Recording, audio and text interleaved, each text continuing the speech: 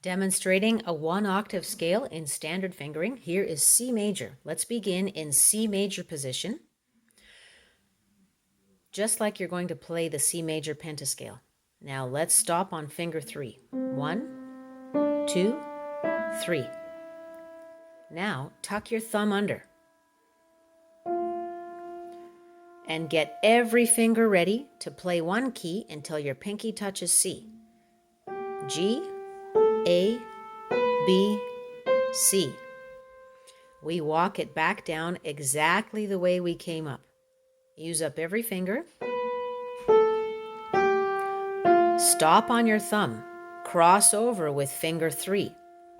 3, 2, 1. One more time. 1, 2, 3, stop.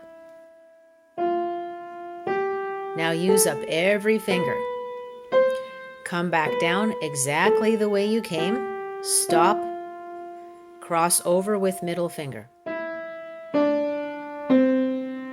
One more time. 1, 2, 3, stop. Cross under with your thumb. Now use up every finger and take it back down.